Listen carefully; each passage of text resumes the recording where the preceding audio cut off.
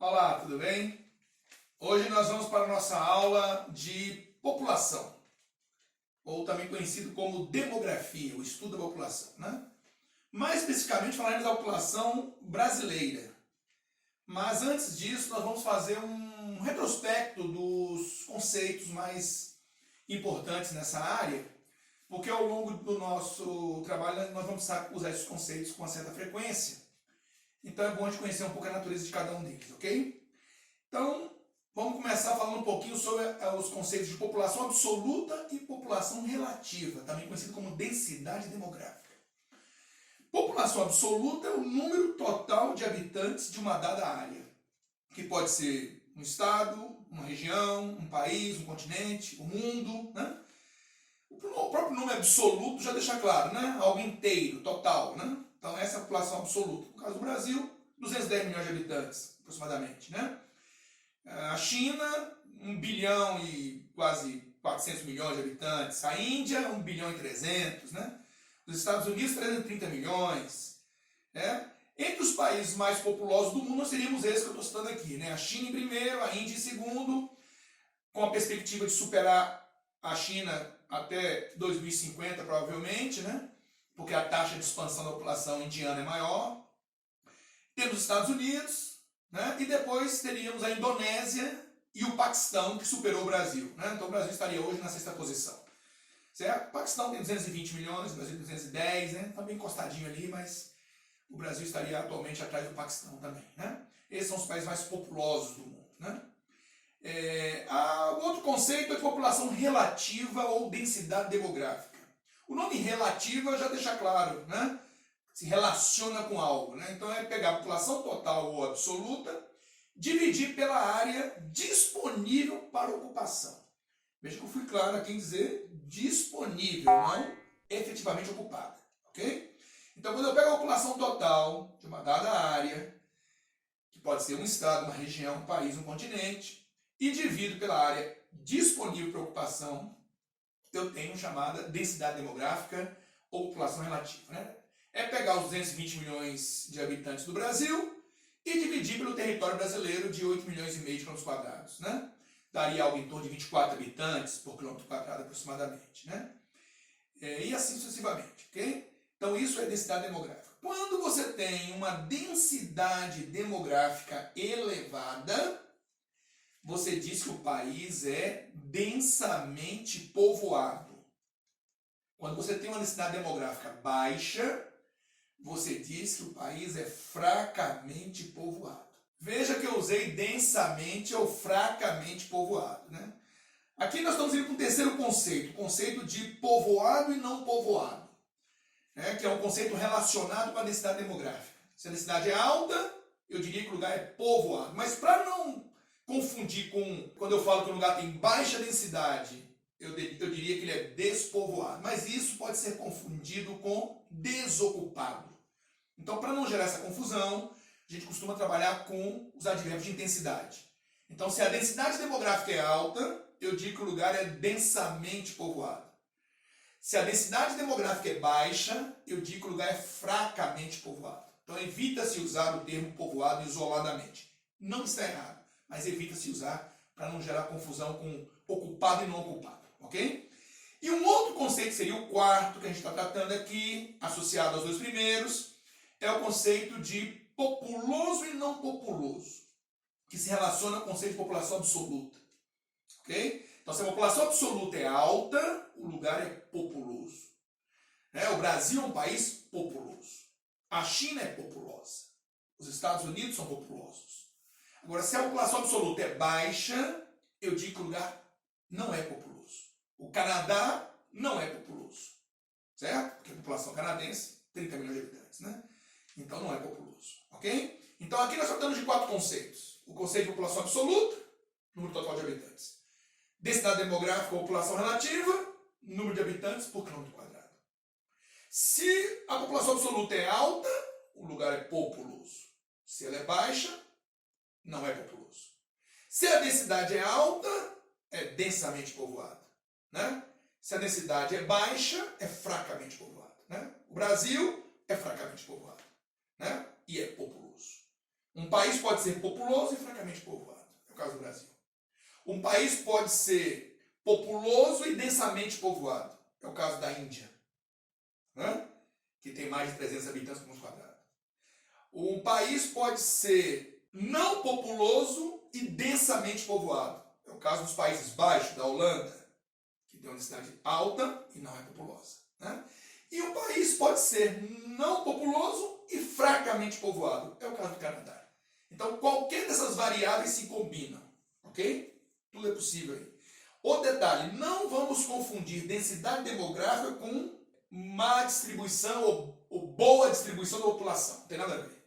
O fato do Brasil ser fracamente povoado, com 24 habitantes por quilômetro quadrado, e um outro país ter mais de 300 habitantes por quilômetro quadrado, né, ser densamente povoado, não quer dizer que o densamente está com a população maior distribuída e o fracamente está com a população pior distribuída, ou vice-versa, né? Ah, se o Brasil tem 24 por quilômetro quadrado e a Holanda tem mais de 300, é porque no Brasil a população se distribui melhor. E aí tem menos habitantes. Não é isso, não tem nada a ver. A distribuição não se reflete nesse número. Ok? Tranquilo, pessoal? Dúvidas? Tranquilo? Então vamos avançar. Geralmente cidades e estados, né? Singapura, Mônaco, Vaticano, né? Que são países de pequeníssimas dimensões, né? E aí mesmo a população lá local, quando você divide pela área que é muito pequena, mesmo a população local não seja muito grande, mas com uma área muito pequena, fica dando uma necessidade elevada, né? E já países como Bangladesh, Holanda, Países Baixos, né? Índia, esses já são países com maior extensão territorial, né? Com uma população um pouco maior e densamente povoados do mesmo jeito, né? Não são cidades-estados, mas são densamente povoados também, né? Ok? Bom, passando esses 4 conceitos iniciais, vamos agora avançar. Agora vamos para os conceitos de taxa de natalidade, mortalidade infantil, mortalidade na infância e o conceito de taxa de fecundidade, ok? Bom, pessoal, taxa de natalidade, como o nome já propõe, refere-se ao número de nascimentos. Só que como é que se calcula essa taxa? Ela é uma taxa, né? Não é um número total absoluto de nascimentos apenas. Você relaciona com a população, né? A fórmula é, para calcular a taxa de natalidade, número total de nascimentos dentro de um período numa dada região, vezes 1000. Alguns autores também falam vezes 100, mas trabalha mais com a relação de 1000, tá? Então, total de nascimentos numa dada área, num dado período, vezes 1000, dividido pela população absoluta ou total daquela mesma área. Então, quando eu pego o número total de nascimentos, vezes 1000, divido pela população total, eu tenho a taxa de natalidade. Certo? Nos países menos desenvolvidos, os países mais periféricos do mundo, eles ainda apresentam essas taxas relativamente elevadas, mas em queda. No mundo inteiro essa taxa está em queda, né? Principalmente aqueles países ali da África subsaariana, né? E nos países mais ricos, essa taxa já é bastante baixa, né? O que já implica em alguns problemas demográficos para eles a médio e longo prazo, né? Essa é a taxa de natalidade. Taxa de mortalidade. A fórmula é basicamente a mesma, você vai trocar total de nascidos por total de óbitos num dado período, numa dada região, vezes 1000, dividido pela população absoluta ou total. Tá? Aí eu calculo a taxa de mortalidade. Que também é um indicador dos níveis de desenvolvimento, mas que você deve ter muito cuidado. Porque países mais ricos estão apresentando crescentes taxas de mortalidade por causa do envelhecimento. E países muito pobres, muito periféricos, têm essas taxas elevadas pelas condições precárias de vida. Então tem que ter um pouco de cuidado com essa taxa quando for avaliada, ok? Quando eu obtenho a taxa de natalidade e a taxa de mortalidade, uma menos a outra, na ordem natalidade menos mortalidade, tá? Tem que ser nessa ordem, taxa de natalidade menos taxa de mortalidade, é igual ao crescimento vegetativo ou natural. Você vê muitas vezes com o nome de CV, crescimento vegetativo, ou CN, crescimento natural, ok? Então, se eu tenho, né, uma taxa de natalidade de 14 por 1000 e uma mortalidade de 6 por 1000, 14 menos 6, 8 por 1000. Essa é a taxa de crescimento natural vegetativo, ou 0,8%. Né? Toda taxa que eu falo por 1.000, 8 por 1.000, é a mesma coisa que 0,8%. Né? Ok? Esses dados que eu acabei de apresentar são os do Brasil. A taxa de natalidade brasileira está mais ou menos em torno de 14 por 1.000, a mortalidade em torno de 6 por 1.000 e o crescimento em torno de 0,8, ajustando um pouquinho 0,77 por 1.000. Né? O Brasil já tem um crescimento abaixo de 1%, né? O que é um bom sinal em termos assim, de transição demográfica. O Brasil já está terminando sua transição e já começa a aproximar dos índices de crescimento de países mais ricos. Né? Estamos falando do crescimento natural vegetativo. Né? Existe uma outra taxa que a gente calcula, que é o crescimento por migração. Que aí quando eu calculo as taxas de imigração e a taxa de emigração. Imigração, aqueles que entram. Emigração, aqueles que saem. Né? Então, quando eu faço imigração, as entradas, menos emigração, as saídas, eu tenho a taxa líquida de movimento, né, populacional, que pode ser positiva, se entram mais do que saem, e negativa, se saem mais do que entram. Quando eu tenho as taxas de crescimento por migração e a taxa de crescimento natural ou vegetativo, a soma dos dois é o crescimento populacional. Ok? Tranquilo aí, pessoal? Então nós temos taxa de natalidade, taxa de mortalidade, natalidade menos mortalidade, crescimento natural. Ok? E eu tenho taxa de imigração, taxa de emigração, imigração menos emigração, crescimento por migração. Crescimento natural mais crescimento por migração, crescimento populacional. Agora vamos falar sobre a taxa de mortalidade infantil. Como a gente calcula essa taxa? Número total de óbitos antes do primeiro ano de vida, vezes 100 ou vezes 1.000, né? Calcula-se geralmente em relação a 1.000, dividido pelo número total de nascidos vivos. Tá? Então, número total de óbitos antes do primeiro ano de vida, que é a mortalidade infantil, vezes 1.000, dividido pelo número total de nascidos vivos. E aí eu calculo a mortalidade infantil. O Brasil hoje está em torno de 12,8. O Brasil avançou bastante na redução dessa taxa nas últimas décadas. Né? E outros países mais ricos, em torno de 6, 7, 8. Né? O Brasil ainda tem que avançar mais. Okay? A missão que o Brasil tem aí de imediato é ter essa taxa abaixo de 10 por 1.000. Né?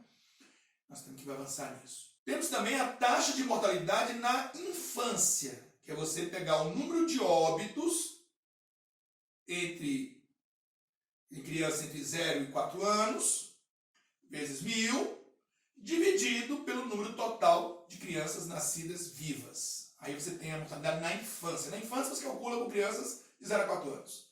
Né? E a infantil de 0 ao primeiro ano, né? A 1 ano. Ok? Então são duas outras taxas. É muito comum você ouvir falar da taxa de mortalidade infantil. Na infância não é muito frequente, mas é bom você saber. Tranquilo?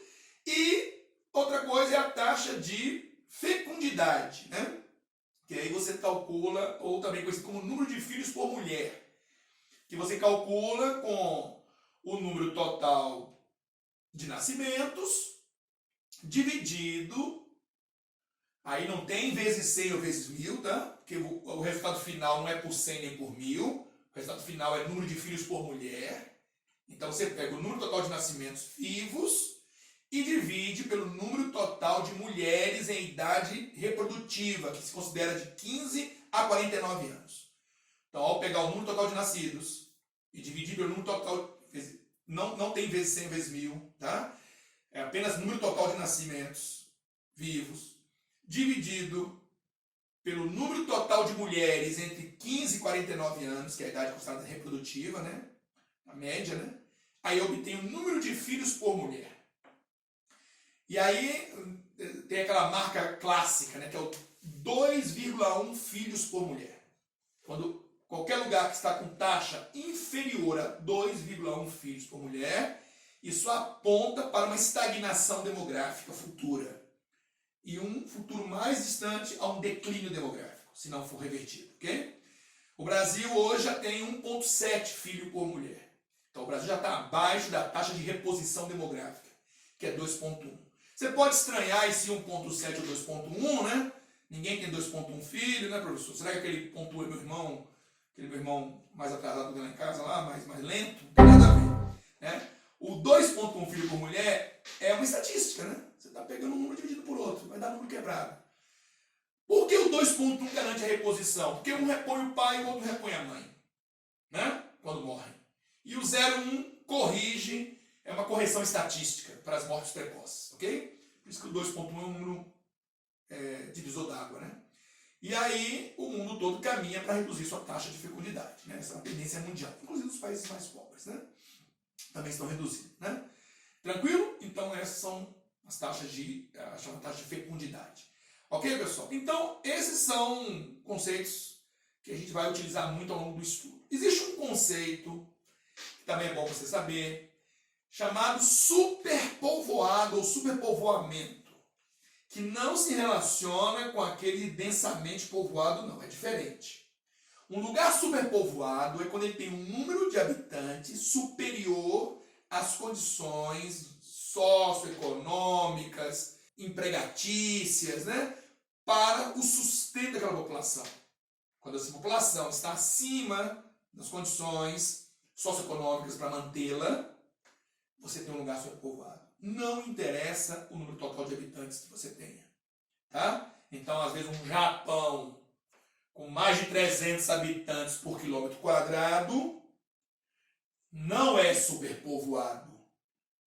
É densamente povoado.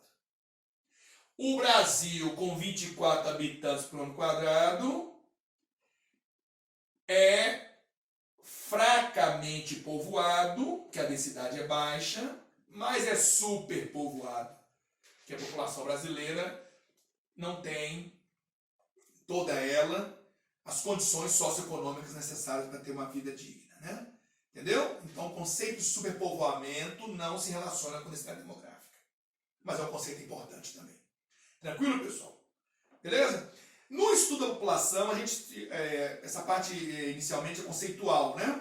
Depois nós vamos fazer as etapas do estudo da população, que é crescimento, estrutura, movimentos, né? Na parte de movimentos, é importante a gente lembrar também de conceitos interessantes, né? Já que nós estamos hoje tratando de conceitos. E falamos um pouquinho aqui sobre taxa de imigração, taxa de imigração. Migração é um movimento da população. Isso é migração. Não está dizendo o sentido desse movimento. Por que a população migra? Por vários motivos, né? Às vezes são motivos, na maioria das vezes, grande parte dos movimentos levam a motivos econômicos, a busca pela sobrevivência, uma melhor sobrevivência, né? Isso é um elemento que movimenta. Outro elemento são as instabilidades, né? Políticas, econômicas, as guerras, né? As perseguições políticas religiosas, né? Então isso tudo também é um fator que mobiliza muitas pessoas a se movimentarem, né? Os refugiados de guerra, né? Ou aquelas pessoas também que fogem dos acidentes naturais, dos períodos de longa seca, das enchentes, das catástrofes ligadas a tsunamis, furacões, erupções vulcânicas, né? Às vezes elementos da natureza, desertificações, né? Às vezes tem o pé do homem aí, né? Os agentes antrópicos, né? O homem produzindo desequilíbrios, né? E aí as pessoas fogem, né? A escassez de recursos hídricos, né? Também é um elemento que pode levar as pessoas a se mudar cada vez mais, né? Para muitos, né, a questão do aquecimento global vai produzir os chamados refugiados do clima, né? Certo? Então, assim, as motivações pelas quais as pessoas mudam são várias, né? E aí você usa os termos emigração para quando a pessoa sai de uma região em direção a outra, né? É só lembrar de exportar, movimento para fora, né? Imigração é o cara que está entrando num dado lugar. Lembra de importar, movimento para dentro, né?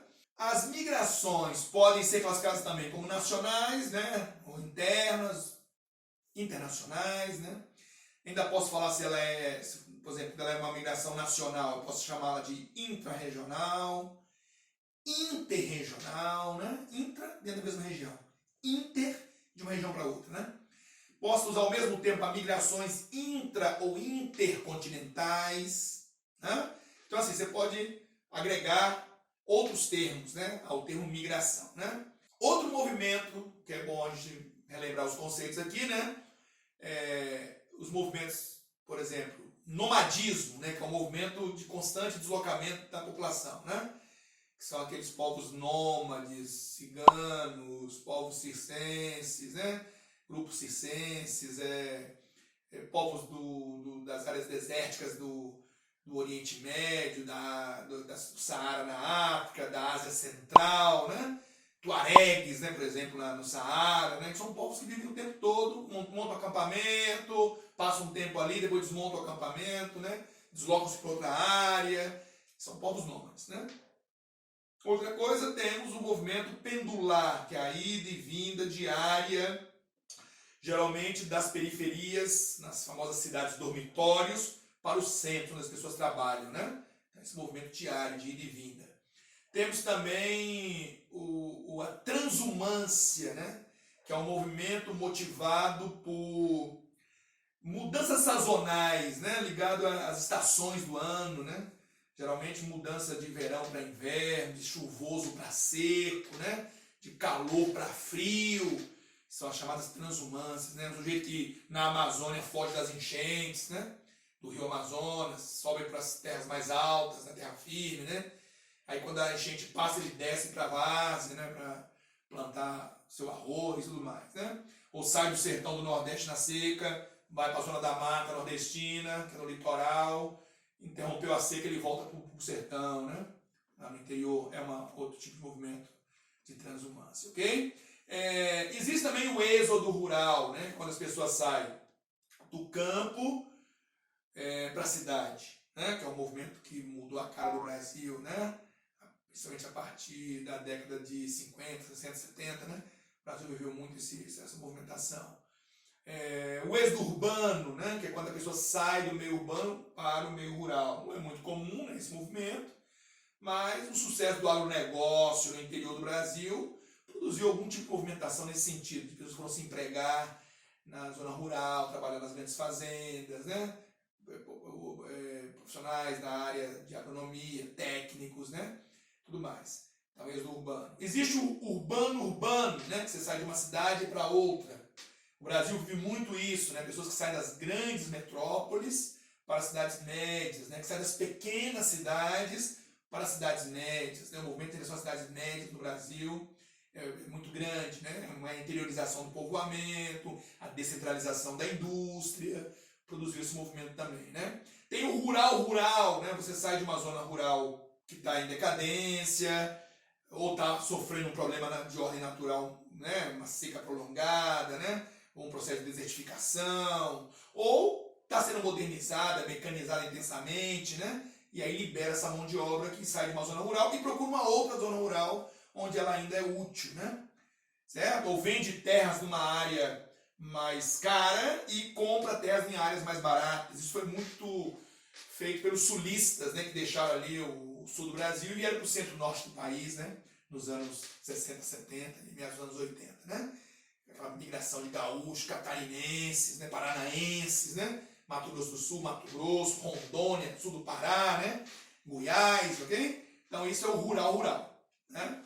Que é o movimento de uma zona rural para outra zona rural, ok? Então, quando a gente fala de movimentos populacionais, a gente tem essas várias modalidades, né? As migrações internacionais atualmente são tema na mídia, né? São um tema importante aí, principalmente entre povos que vêm da África e da Ásia em direção à Europa, né? A mídia foca muito nisso. Gente que se refugia, né, principalmente. E sempre há um debate sobre a questão do imigrante, né? Os americanos também, o Trump tem feito uma política de tentar barrar a entrada de imigrantes no país, né? Até polêmico, separando filhos de pais, né? Barrando a entrada, ameaçando o México, se o México deixar passar, vai punir o México. E há um debate muito grande em relação ao papel do imigrante, né? Você sabe que o imigrante ele tem um papel importante na sociedade muitas vezes, né? Ele é mão de obra, ele consome, ele, além de produzir riqueza, ele paga impostos. Mesmo uma vez quando está na condição de ilegal, ele paga impostos pelos bens e serviços que consome, né? Muitas vezes ele solicita pouco do Estado, né? Muitas vezes, porque até está em uma condição irregular, né? Então, assim, ele tem um papel em países que estão encolhendo, com a população crescendo pouco, né? Ele é uma recomposição de mão de obra importante, né? Dependendo de quem nós estamos falando, até na recomposição demográfica, porque tem mais filhos às vezes, né? Mas ao mesmo tempo tem o problema do choque cultural, né? São de religiões diferentes, de língua distinta, de costumes diferentes, então nem sempre eles são bem absorvidos nas sociedades que estão, e muitas vezes são marginalizados, discriminados, né? Aí ficam se envolvendo com crimes, né? E aí são identificados muito com essa caricatura criminal, mas isso é uma minoria, né? Na Europa, você tenta se atribuir a questão do terrorismo, às vezes ao imigrante, né? E às vezes você vai ver, fazer um levantamento lá, a maior parte dos atentados que tem lá, lobo solitário, são pessoas que nasceram naquele país, né? São até às vezes filhos de imigrantes, mas filhos, netos, né? E mostra que eles não foram bem absorvidos naquela sociedade, né? A ponto de se revoltarem, de se radicalizarem, querem fazer, atentar contra aquela sociedade e aqueles valores, né? Então a questão do imigrante é, e de onde ele sai, geralmente ele sai se refugiando ou das condições econômicas ou das condições de segurança, né? E dá lá, e muitas vezes ele remete valores, né? Recursos, $500 bilhão é remetido todo ano pelos os imigrantes para suas terras de origem, né? Então isso tem um peso importante lá nas áreas de onde ele saiu, né? Então a questão do imigrante ela tem uma polêmica, mas ele tem dois lados que vão ser avaliados aí, né? Além das contribuições que ele pode dar para a cultura, para a ciência, né? Tranquilo?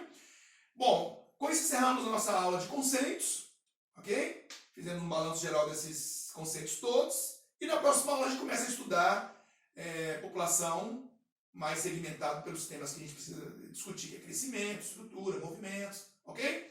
Foi bom estar com vocês, até a próxima, valeu!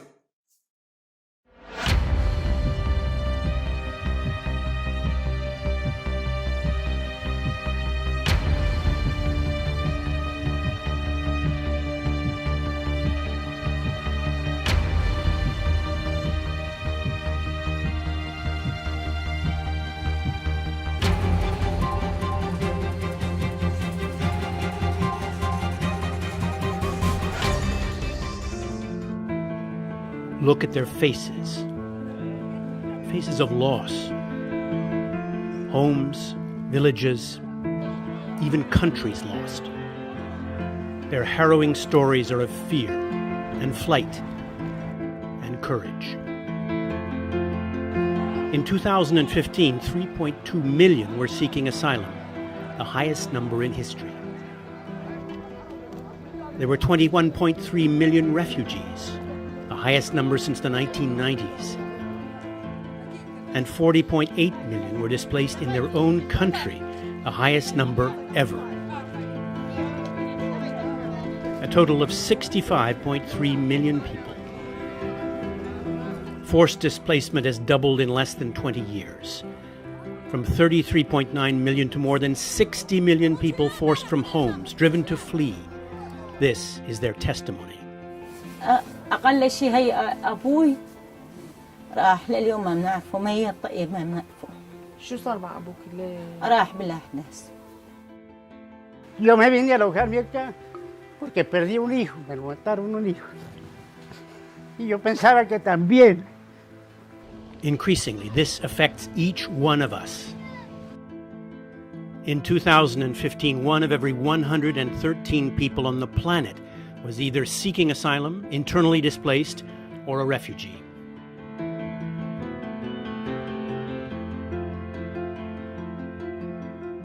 Every minute, 24 people were newly displaced in the world. That's a population greater than all of France. Most were found in the Middle East and then Africa. Europe had the smallest number, and that included Ukraine and Turkey. One of every 113 in the world. That is a crisis. Дедушка прошел Великую Отечественную войну. Разве он знал, что такое будет? It is not Syria. It is not Syria. It is, I think, it is a kind of film. My mother was shot during that crisis, and my father has left us to come here and went back. We don't know why it is. Global displacement is higher than ever. The main highlight is that we have an almost 10% increase of people on the move, refugees, displaced people, asylum seekers from last year. This is not good. And we should not forget, 90% of those people are not in the rich world. They are in developing countries, in middle income, poor countries, but it is the magnitude that strikes the most. Most of the world's refugees come from 3 countries: Syria, Afghanistan, and Somalia. The highest number of internally displaced are in Colombia, Syria, and Iraq. In 2015, 51% of all refugees were children, and almost 100,000, 98,400 exactly, were alone, unaccompanied or separated from their families. Those who flee bombs and terror find their suffering isn't over. Hundreds have died in dangerous sea crossings organized by illegal smugglers. And thousands more are blocked far from their goal, and many are simply pushed back. Instead of developing better asylum systems that are hospitable, that recognize the hardship and the difficulties and the reasons for people to flee, barriers are erected. And the barriers need not be physical. Sometimes they are legislative barriers. We see this in Europe. We see the lowering of the threshold in the quality of asylum law. The numbers increase alarmingly. The numbers are people, individuals torn from peaceful lives, driven into danger and exile. Sympathy is not enough. Money is not enough. Action, bold action, is needed to deal with a crisis spanning the world.